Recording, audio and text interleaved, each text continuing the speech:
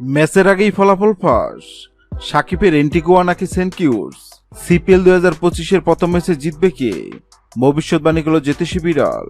CPL 2025-এর প্রথম ম্যাচে কোন দল জিতবে তা নিশ্চয় আগেভাগে বলে দেওয়া সম্ভব নয়। তবে এবার সেই কঠিন কাজটি করে দেখাবে অ্যাকিলস নামের একটি বিড়াল। সিপিএল 2025-এর প্রথম ম্যাচের আগেই ফলাফল নিয়ে ভবিষ্যৎবাণী করবে অ্যাকিলস। এর জন্য তাকে দেওয়া হয়েছে বিশেষ প্রশিক্ষণ।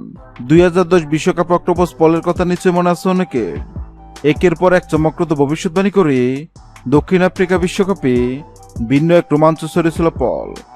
স্পেন যে 2010 সালে বিশ্বকাপ জয় করবে তা আগে ভাগে জানিয়ে দিয়েছিল অক্টোপাসটি।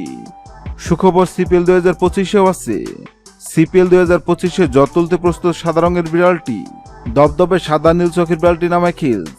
নিবিড় যত্ন আর ভালোবাসা অ্যাকিলসের বেড়ে ওঠা বিশ্বের অন্যতম সেরা প্রাণী জাদুঘর সেন্ট পিটার্সবার্গ হামিটেজে। শালিক ত্রুটি নিয়ে জন্ম অ্যাকিলসের।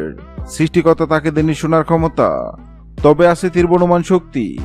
তা দিয়েই চমক দেখাতে চায় বিড়ালটি, কিন্তু কিভাবে? সিপিএল 2025-এর প্রথম ম্যাচ চলাকালীন অ্যাকিলসের সামনে 2 পাত্রে খাবার রাখা হবে। পাত্রের সঙ্গে লাগিয়ে রাখা হবে 2 দেশের পতাকা। অ্যাকিল যে পাত্রে খাবার খাবে বোঝা যাবে সেদিন ওই ম্যাচে বিজয়ী হবে পাত্রের সঙ্গে রাখা যে দেশের পতাকা আছে দেশটি। আজ 15 আগস্ট শুরু হবে সিপিএল 2025।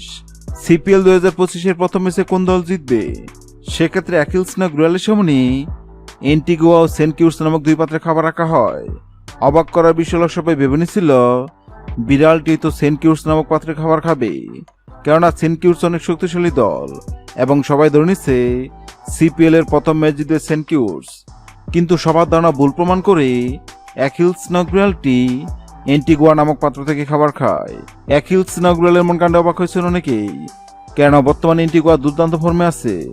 এবার দেখার পালা অ্যাকিলস নগরিয়ালের ভবিষ্যৎবাণী সত্যই কিনা। হ্যাঁ দর্শক, আপনাদের কি মনে হয় সিপিএল 2025-এর প্রথম ম্যাচে সাকিবের এন্টিগুয়া নাকি সেন্ট কিটস? কোন দল জিতবে অবশ্যই কমেন্ট করে জানাবেন। ভিডিওটি ভালো লাগলে লাইক দিবেন এবং সাবস্ক্রাইব আমাদের চ্যানেলের সঙ্গে থাকবেন। ভিডিওটি দেখার জন্য আপনাকে অসংখ্য ধন্যবাদ।